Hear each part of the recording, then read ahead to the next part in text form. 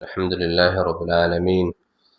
والصلاة والسلام على نبينا محمد وعلى آله وصحبه ومن تبعهم بإحسان إلى يوم الدين. أما بعد، رب اشرح لي صدري ويسر لي أمري واحلل عقدة من لساني يفقه قولي رب زدني علما. محترم سامعین، کل 90 پارے کے اہم مضامین ہم نے سنے، اور 90 پارے کا جو ایک حصہ ہے وہ سورہ انفال پہ مشتمل ہے، اور اس کا اگلا حصہ 10ویں پارے میں ہے۔ 90 پارے میں سورہ انفال کا آغاز یسألونک عن الانفال سے ہوتا ہے، یعنی کہ غزوہ بدر کی مناسبت سے لوگوں نے، صحابہ کرام رضوان اللہ علیہم اجمعین نے مال غنیمت کے بارے میں جو ہے اللہ کے نبی صلی اللہ علیہ وسلم سے پوچھا، لیکن پہلی آیت میں اللہ نے بتایا کہ لوگ آپ سے انفال کے سلسلے میں پوچھتے ہیں۔ اس کا جواب اللہ سبحانہ وتعالیٰ نے تقریباً 40 آیتوں کے بعد نقل کیا ہے۔ وَاعْلَمُوا أَنَّمَا غَنِمْتُم مِّن شَيْءٍ، جو 10ویں پارے کی پہلی آیت ہے۔ اہل علم نقل کرتے ہیں کہ چونکہ اس سوال سے کہیں زیادہ اہم اور دیگر جو ہے چیزیں تھیں، اس لیے اللہ سبحانہ وتعالیٰ نے پہلے ان چیزوں کی طرف لوگوں کی توجہ مبذول کرائی، پھر مال غنیمت کو تقسیم کرنے کا جو ہے طریقہ بتایا۔ یہاں یہ بات یاد رکھ لینی چاہیے کہ مسلمانوں کو جو اس زمانے میں مال ہاتھ آتے تھے وہ کئی طرح کے تھے، 3 طرح کے تھے بلکہ۔ ایک تو یہ کہ مال غنیمت جس کا ذکر یہاں پر آیا ہے، یعنی یسألونک عن الانفال، وہ مال جو مشرکین سے لڑائی کے بعد حاصل ہوتا ہو، تو اس کی تقسیم کا طریقہ یہاں پہ بتایا گیا کہ اس کا 5واں حصہ جو ہے اللہ کے نبی صلی اللہ علیہ وسلم اور اللہ کے حصے کا ہوگا، بقیہ تمام حصے مجاہدین میں تقسیم کر دیے جائیں گے۔ میدان جنگ میں جو مال ہاتھ آتا ہے اس میں سے ایک یہ ہے کہ کوئی شخص کسی کافر کو جو ہے مار دے، قتل کر دے، اور اس کے ساتھ جو ساز و سامان ہو وہ لے لے، تو اس کو سلب بولتے ہیں، یعنی کہ وہ قتل کرنے والا ہی اس کا جو ہے مستحق ہوتا تھا۔ اور ایک جو مشرکین سے لڑائی کے بعد جو مال و غنیمت ہاتھ آتے تھے، ایک یہ کہ بغیر لڑائی کے، بغیر کسی جو ہے یہ لڑائی کے دشمن اپنا سارا کچھ مال چھوڑ کر کے چلے جائے، اس کو فے بولتے ہیں، اس کا سارا مصرف اللہ اور اس کے رسول کے جو ہے حکم کے تابع ہے۔ تو یہاں پہ انفال کا ذکر آیا ہے کہ جس میں لڑائی ہوئی ہو اور پھر مسلمانوں نے مشرکین کے مالوں پہ جو ہے قبضہ کر لیا ہو، تو اس کی تقسیم کا طریقہ اللہ نے یہاں پہ بتایا کہ اس کا 5واں حصہ جو ہے اللہ اور اس کے رسول کا ہوگا، بقیہ تمام حصے مجاہدین میں جو ہے تقسیم کر دیے جائیں گے۔ اللہ سبحانہ وتعالیٰ نے غزوہ بدر کو یوم الفرقان بھی بتایا ہے، کیونکہ اس سے حق اور باطل کے مابین جو ہے، اس لڑائی کے سبب حق اور باطل کے مابین جو ہے تفریق ہو گئی، لوگوں کو پتہ چل گیا کہ یہ دین برحق ہے، مسلمان جو ہے حق پر ہیں۔ اللہ سبحانہ وتعالیٰ نے کس قدر مسلمانوں کی کمزوری کے باوجود ان کی مدد کیا، اور جو ہے وہ مشرکین جو نہایت جو ہے تعداد کے اعتبار سے، تیاری کے اعتبار سے بہت مضبوط تھے، پھر بھی جو ہے وہ شکست کھا گئے۔ اللہ سبحانہ وتعالیٰ نے بتایا کہ ذکر کا جو ہے نا میدان جہاد میں ہو یا انسان کی زندگی میں بڑا اہم کردار ہوتا ہے، ذکر کا انسان کی زندگی میں بڑا مقام اور مرتبہ ہے۔ اسی لیے اللہ کے نبی صلی اللہ علیہ وسلم کے بارے میں آیا کہ آپ صلی اللہ علیہ وسلم ہمہ وقت جو ہے ذکر کرتے تھے، اور ایک سائل نے جب آپ سے پوچھا تو آپ نے انہیں بتایا کہ لا یزال لسانک رطبا من ذکر اللہ، کہ آپ کی زبان جو ہے نا ہمیشہ اللہ رب العالمین کے ذکر سے تر ہونی چاہیے۔ یہاں جہاد کے ذکر میں اللہ رب العالمین نے یہاں ذکر کیا ہے کہ جب تمہاری ملاقات جو ہے نا ہو جائے تو گویا کہ 2 چیزیں ایسی ہیں جس سے تمہیں جہاد میں مدد ملے گی۔ ایک تو یہ کہ ثابت قدم رہنا، فثبتوا، جہاد میں گویا کہ ثابت قدم رہنا، اور دوسرا کہ جو ہے اللہ رب العالمین کا ذکر کرنا۔ اور یہاں یہ معلوم رہے کہ ابھی جو ہے ایسے مسائل اور حالات نہیں ہیں، یہ اسلامی حکومت کے تابع یہ سب باتیں ہیں کہ وہ جہاد اور اس طرح کی باتیں ہندوستان کے پس منظر میں ایسے جہاد اور اس طرح کے اور بھی کوئی چیزیں نہیں ہیں، لیکن جو اللہ سبحانہ وتعالیٰ نے ایک اہم نقطہ بیان کیا ہے وہ ہے ذکر کا، اس کی طرف میں توجہ دلانا چاہتا تھا۔ اور رمضان کے اس بابرکت مہینے میں عام دنوں کی طرح بعض روایت کے اعتبار سے یہ بات معلوم ہوتی ہے کہ روزے کی حالت میں ایک روزے دار کو جن اعمال کی طرف توجہ دینی چاہیے اسی میں سے ذکر بھی ہے۔ اللہ کے نبی صلی اللہ علیہ وسلم سے پوچھا گیا کہ روزے داروں میں کون سا روزہ دار زیادہ بہتر ہے؟ آپ نے فرمایا کہ جو زیادہ اللہ رب العالمین کا ذکر کرنے والا ہو۔ لہٰذا ہم اس ماہ مبارک میں ذکر کا خصوصی اہتمام کریں، جیسے کہ ہمارے نبی صلی اللہ علیہ وسلم اٹھتے بیٹھتے ہر حال میں اللہ رب العالمین کا ذکر کرتے تھے۔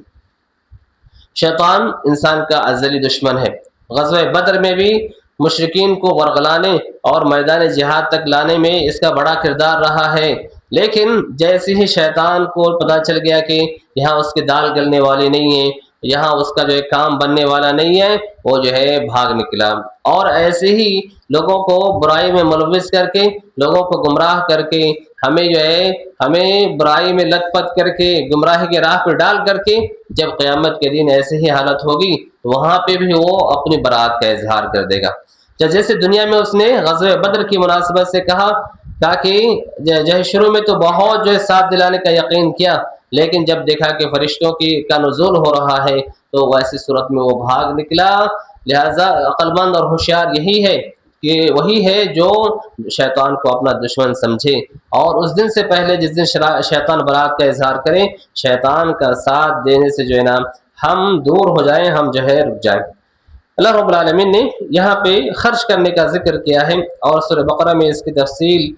سے اس کا تذکرہ ہو چکا ہے، اور اللہ نے یہاں پہ بتایا کہ جو کچھ بھی تم اللہ رب العالمین کے راہ میں خرچ کرو گے وہ تم پر جو ہے واپس کر دیا جائے گا، تم پہ کسی قسم کی زیادتی نہیں کی جائے گی۔ بدر کے قیدیوں کا جو معاملہ تھا ہمارے علم میں کچھ نہ کچھ ہے۔ غزوہ بدر میں جو 70 کفار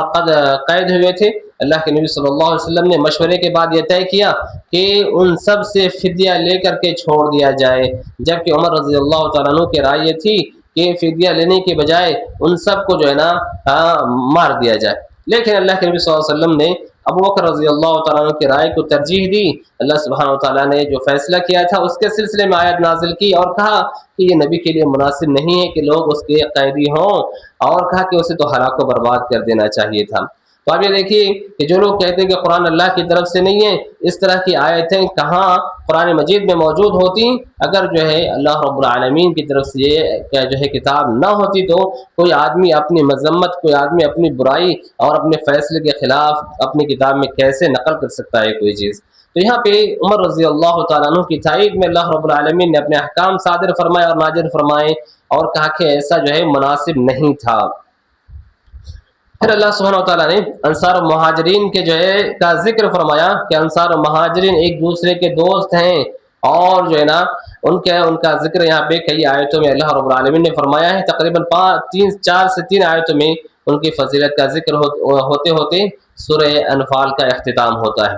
سورہ انفال کے بعد سورہ توبہ ہے۔ سورہ توبہ کا نزول غالباً سن 9 ہجری میں ہوا، وہ اس کی مناسبت یہی ہے کہ اللہ کے نبی صلی اللہ علیہ وسلم نے جو مشرکین سے عہد کیے تھے، وعدے کیے تھے، ان تمام عہد و پیمان کے خاتمے کا اعلان ہے اس سورہ کے اندر۔ اور مکہ جب سن 8 ہجری میں فتح ہو گیا تو چونکہ وہ دار کفر سے دار اسلام میں تبدیل ہو گیا، وہاں پہ اسلامی احکام کے اعتبار سے بہت سے احکام جو ہے نازل ہوئے، اور کہا گیا کہ مشرکین مکہ میں آ نہیں سکتے ہیں وغیرہ۔ تو مشرکین سے جو عہد و پیمان تھے، عہد و پیمان کے خاتمے کے لیے اس صورت کے آغازی میں اللہ رب العالمین نے ذکر کیا ہے کہ مشرکین سے جو عہد و پیمان ہیں ان سے خاتمے کا اعلان کر دیا جائے، 4 مہینے کی مدت دے دی جائے، اور 4 مہینے کے اندر جو لوگ اسلام لانا چاہتے ہیں ٹھیک ہے، اسلام نہیں لانا چاہتے ہیں تو ان کے ساتھ جو ہے اب جو ہے دوسرا معاملہ کیا جائے گا۔ اور اس حکم کے ضمن میں مسلمان کے گھر والے بھی آئے جو مکہ میں جو ہے قیام پذیر تھے، اسی لیے اللہ سبحانہ وتعالیٰ نے انہیں کہا کہ کیا تمہیں تمہارے گھر والے زیادہ محبوب ہیں یا اللہ اور اس کے رسول کے احکام زیادہ محبوب ہیں؟ تم کو اپنے گھر والوں کی زیادہ محبت تمہارے دلوں میں نہیں ہونی چاہیے جب وہ اللہ اور اس کے رسول پر ایمان نہیں لاتے ہیں۔ تو یہیں سے مشرکین سے برات کا اظہار کر دیا گیا، اور انہیں 4 مہینے کی مہلت دے دی گئی، بس کہ 4 مہینے کے اندر اندر اپنا معاملہ طے کر لیں، اور جو ہے یا تو اسلام میں داخل ہو جائیں یا تو کفر کی حالت میں ان سے جو ہے جہاد کیا جائے گا۔ اللہ تعالیٰ نے بتایا کہ مساجد کو آباد کرنا یہ مشرکین کا کام نہیں بلکہ اہل ایمان کا کام ہے۔ تاکہ مسجدیں وہ لوگ آباد کرتے ہیں جو اللہ اور اس کے آخرت کے دن پر ایمان رکھتے ہیں، نماز قائم کرتے ہیں، زکوٰۃ دیتے ہیں اور اللہ سے ڈرتے ہیں۔ امید ہے کہ یہی لوگ جو ہے ہدایت یافتہ ہیں۔ اور اللہ رب العالمین نے یہاں پہ مشرکین کا جو ذکر فرمایا کہ مشرکین کے لیے مناسب نہیں ہے کہ وہ مساجد کو آباد کریں، اسی بیچ میں اللہ نے فرمایا اولئک حبطت اعمالهم۔ ہمیں یہاں یاد رکھنا چاہیے کہ شرک کی بیماری میں اگر کوئی آدمی ملوث ہوتا ہے تو ایسی صورت میں شرک کے سبب اس کے سارے اعمال جو ہے ضائع و برباد ہو جاتے ہیں، جیسے کہ اللہ نے مشرکین کے بارے میں یہاں پہ جو ہے ذکر کیا ہے۔ اللہ تعالیٰ نے بتایا کہ اہل ایمان کو اللہ اور اس کے رسول سے زیادہ محبت ہونی چاہیے۔ اس سے پہلے بھی یہ بات گزر چکی ہے کہ ایمان والے اللہ رب العالمین سے سب سے زیادہ محبت کرنے والے ہوتے ہیں۔ اگر یہ محبت کی علامت اور پہچان بھی گزر چکی کہ اللہ کے نبی کی اتباع کرنا، اللہ کے نبی کی پیروی کرنا یہ ایمان کی علامت ہے، اور یہاں اہل ایمان سے کہا گیا کہ اگر تمہارے آباء و اجداد، باپ، بیٹے، بھائی، زوجات، بیویاں، قبیلہ اور خاندان، اگر یہ سب زیادہ اللہ اور اس کے رسول کے مقابلے میں محبوب ہیں تو پھر اللہ کے عذاب کا تمہیں انتظار کرنا چاہیے۔ آج ہم بھی نبی سے محبت کا، اللہ کے رسول سے، اللہ سے محبت کا تو دعویٰ کرتے ہیں، لیکن جو محبت کی علامت ہے، محبت کی جو پہچان ہے، اس پہچان میں ہم بہت ناقص ہیں، ہم بہت ہی کورے ہیں۔ غزوہ حنین اسلامی غزوات میں ایک اہم غزوہ ہے جو فتح مکہ کے بعد جو ہے یہ غزوہ پیش آیا تھا۔ اس موقع سے مسلمانوں کی تعداد اب تک کے اعتبار سے بہت زیادہ تھی۔ اب تک جو ہے مسلمانوں کی اتنی زیادہ تعداد نہیں تھی مسلمانوں میں۔ تعداد کی بنیاد پر تھوڑا سا دل میں جو ہے عجیب خیالات آ گئے، غرور قسم کی بات آ گئی، اور جیسے ہی وہ غزوہ حنین کی وادی میں داخل ہوئے اتنے تیر برسے ان پر کہ سب پیٹ پھیر کر کے بھاگ گئے۔ پھر اللہ کے نبی نے سب کو دعوت دی، لڑائی ہوئی، پھر جو ہے وہ کامیاب ہوئے۔ اللہ رب العالمین نے اس کا ذکر کیا ہے کہ اللہ سبحانہ و تعالیٰ نے تمہاری بہت ساری جگہوں پر مدد کی ہے، اور بالخصوص غزوہ حنین میں جب تمہیں تمہاری کثرت جو ہے بہت اچھی لگنے لگی تھی۔ یہ بات ہمارے ساتھ گزر چکی ہے کہ تعداد اہم نہیں ہے۔ انسان کو کامیابی صرف تعداد کی بنیاد پر نہیں ملتی ہے، ایمان و یقین کی کیفیت کی بنیاد پر ملتی ہے۔ جہاں تعداد بہت زیادہ تھی ایسے موقع سے مسلمان پہلے ہی مرحلے میں بھاگ نکلے تھے، پیٹ پھیر کر کے بھاگ گئے تھے۔ پھر اللہ کا یہ فضل ہوا کہ پھر وہ لوگ دوبارہ سے واپس لوٹے اور دوبارہ سے جو ہے جہاد کیا اور کامیاب ہوئے۔ اللہ تعالیٰ نے اس سورہ میں بتایا کہ مشرکین کی طرح دیگر اور لوگوں سے بھی جو جہاد کیا جائے گا، جیسے کہ یہودی اور عیسائیوں سے بھی ہے، یا وہ جزیہ دے کر کے جو ہے جزیہ دے کر کے مسلمان کے حکومت میں جو ہے رہ سکتے ہیں۔ اور بتایا کہ یہ یہودی اور عیسائیوں کی جو گمراہیاں ہیں ان میں سے ایک یہ ہے کہ اللہ سبحانہ و تعالیٰ کے ذات اتنے تنہا ہیں، یہ لوگ عزیر کو اللہ کا بیٹا مانتے ہیں، عیسیٰ کو اللہ کا بیٹا مانتے ہیں، یہ سارے گمراہ کن عقائد ہیں۔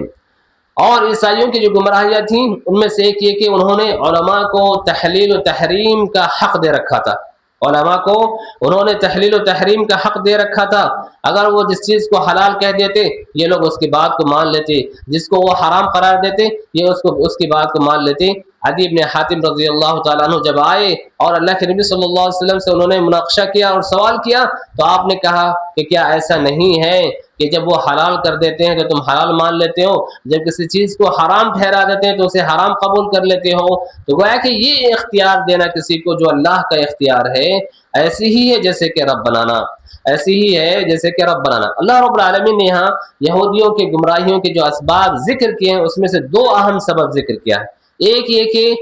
جو ہے نا علماء سو، برے علماء، اور دوسرا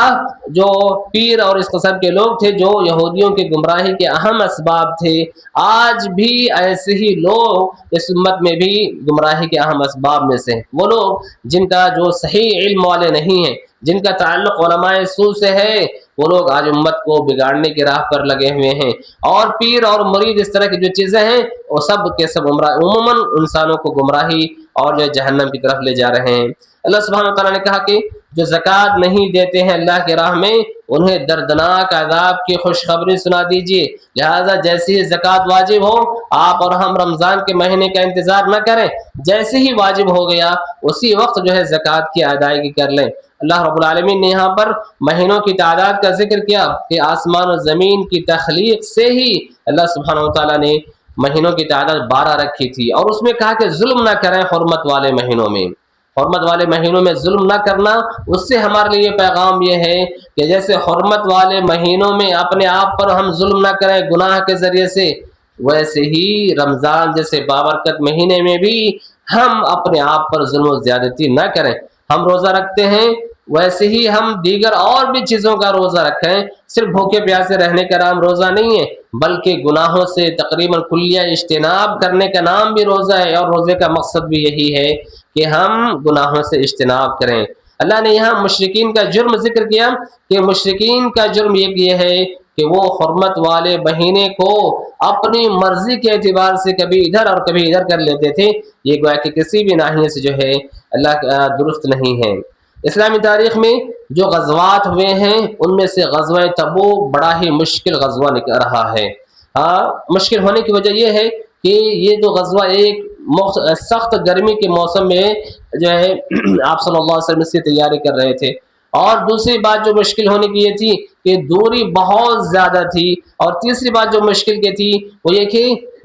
جو ان کی جو آمدنی کا جو ذریعہ تھا، ان کے باغات کھجور جو ہے پک چکے تھے۔ ان تمام دشواریوں کے سبب اس غزوے میں جو ہے بڑی دشواریاں تھی مسلمانوں کو، اسی لیے اس کو غزوے کو جیش العسرہ بھی کہتے ہیں یا غزوۃ العسرہ بھی کہتے ہیں۔ آپ صلی اللہ علیہ وسلم نے مسلمانوں کو تیاری کرنے کا حکم دیا۔ اس غزوے کی مناسبت سے جو آیتیں یہاں پہ آغاز میں آئی ہیں وہ یہ کہ منافقین ان تمام صعوبتوں کا، ان تمام مشکلوں کا بہانہ بنا کر کے اللہ کے نبی صلی اللہ علیہ وسلم سے وہ رخصت لینے لگ گئے تھے۔ اللہ کے نبی صلی اللہ علیہ وسلم بھی آپ نے انہیں اجازت دے دی۔ اللہ نے بڑے ہی پیارے انداز میں، بڑے ہی لطیف انداز میں آپ کو تنبیہ کی، اللہ تعالیٰ آپ کو معاف کرے، آپ نے انہیں کیوں اجازت دی؟ اگر آپ اجازت نہ دیے ہوئے ہوتے تو آپ کو پتہ چل جاتا کہ حقیقت میں ایمان والا کون ہے، حقیقت میں مخلص کون ہے اور منافق کون ہے، یہ آپ کو پتہ چل جاتا۔ تو منافقین کا ذکر ہوا کہ کیسے یہ لوگ ایمان والے کو کہ وہ جنگ کے وقت پیچھے چھوڑ دیتے ہیں اور بہانے بنا کر کے جو ہے وہ نکل آتے ہیں۔ اللہ سبحانہ وتعالیٰ نے مصارف زکوٰۃ کا بھی ذکر کیا کہ زکوٰۃ کا جو مصارف ہیں انہی جگہ پر جو ہے خرچ کرنا چاہیے، جو مستحقین ہیں انہی جگہ پر خرچ کرنا چاہیے۔ مصارف زکوٰۃ میں کانفرنس جو ہوئی تھی، آپ نے اس میں تفصیل سے سنا کہ زکوٰۃ کو ادھر ادھر خرچ کرنا جو ہے درست اور جائز نہیں ہے۔ اللہ نے جو مقرر کیا ہے ہم انہی مصارف میں اپنے مال کے زکوٰۃ خرچ کریں۔ جیسے زکوٰۃ نکالنا جو ہے اہم ہے، ویسے ہی مستحقین تک پہنچانا بھی جو ہے نا اہم ہے۔ جو لوگ اللہ کی تعلیمات کا مذاق اڑاتے ہیں، اللہ کی شریعتوں کا مذاق اڑاتے ہیں، یہ گویا کہ ارتداد والا عمل ہے۔ اس طریقے سے انسان دین اسلام سے جو ہے باہر ہو جاتا ہے۔ اللہ سبحانہ وتعالیٰ نے یہاں مومنین اور منافقین کا ذکر کیا ہے کہ ایک منافق دوسرے منافق کا دوست ہے، اور وہ اس دوستی کے نتیجے میں آپس میں ایک دوسرے کو برائی کا حکم دیتے ہیں، جبکہ مسلمان بھی مسلمان کا دوست ہے۔ اس دوستی کا تقاضا اللہ نے یہ بتایا کہ آپس میں ایک دوسرے کو بھلائی کا حکم دیتے ہیں، برائیوں سے روکتے ہیں، نماز قائم کرتے ہیں، زکوٰۃ دیتے ہیں، اللہ اور اس کے رسول کی اطاعت کرتے ہیں۔ اگر وہ ایسا کریں تو اللہ رب العالمین ان پر جو ہے رحم کرنے والا ہے۔ لہٰذا اس سے ہمارے لیے بھی یہ سبق ہے کہ ہم بھی آپسی تعلقات میں ان چیزوں کو برتیں۔ دوستی اور تعلقات ہماری مجرد جو ہے چائے پینے، کھانے اور گفتگو کے نہ ہو، بلکہ یہ دوستی اور تعلقات ایمان کی بنیاد پر ہو۔ یہ ایمان کی بنیاد پر بننے والا تعلق جہاں دنیا میں فائدہ دے گا، کل قیامت کے دن بھی جو ہے اس کا فائدہ ایک مومن کو ہوگا، کیونکہ یہی لوگ ہمارے سب سے زیادہ جو ہے کام آنے والے ہوں گے۔ یہاں اللہ رب العالمین نے منافقین کا ذکر کیا کہ منافقین غزوہ تبوک کے موقع سے جو خرچ کر رہے تھے مسلمان، اور بڑی محنت و مشقت سے جو ہے اللہ کے راہ میں خرچ کر رہے تھے، اور تو اور انسان خرچ کرنے کے لیے محنت و مزدوری کر رہے تھے کہ محنت و مزدوری کر کے جو بھی پیسہ آئے گا وہ غزوہ تبوک میں لگائیں گے۔ تو لوگ اپنے اپنی حیثیت کی دیوار سے لا کر کے دیتے، کوئی اپنی مزدوری کر کے آدھا سا مزدوری ملتی وہی لا کر کے دیتے، کوئی ایک دیتے، کوئی زیادہ دیتے۔ منافقین اس کا مذاق اڑاتے تھے، کسی نے ایک سا دیا، آدھا سا دیا، کسی نے بہت زیادہ دیا، دونوں قسم کے لوگوں سے ان کو اطمینان اور چین نہیں۔ کم دینے والے کو بولتے اللہ تعالیٰ، کہتے کہ اللہ تعالیٰ کو ان کے صدقات کی کوئی ضرورت نہیں۔ بہت زیادہ دینے والے ہوتے تو کہتے کہ یہ بس ریاکار ہے، لہذا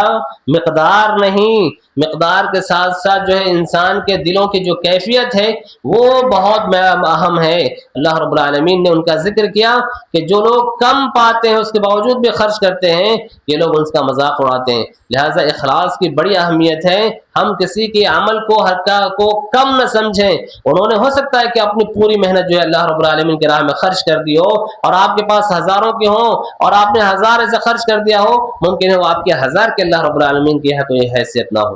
لہٰذا دل کا معاملہ بہت ہی اہم ہے، اخلاص کے ساتھ اللہ رب العالمین کی راہ میں خرچ کریں۔ منافقین کا ذکر کیا اللہ رب العالمین نے کہ منافقین کے لیے استغفار کرنے کا کوئی فائدہ نہیں ہے۔ منافقین کے جنازے میں اللہ کے نبی کو شریک ہونے سے منع کر دیا گیا، اور پھر دوبارہ سے اللہ سبحانہ و تعالیٰ نے غزوہ تبوک کا ذکر کیا، جس کا تتمہ 11ویں پارے میں بھی ہے۔ اسی لیے مزید جو ہے اس سے متعلق باتیں بحول اللہ ہم 11ویں پارے میں بھی سنیں گے۔ اللہ رب العالمین ہمیں ہر خیر کی توفیق دے۔ اللہم آمین۔ سبحان ربک رب العزت عما یصفون وسلام علی المرسلین والحمد للہ رب العالمین۔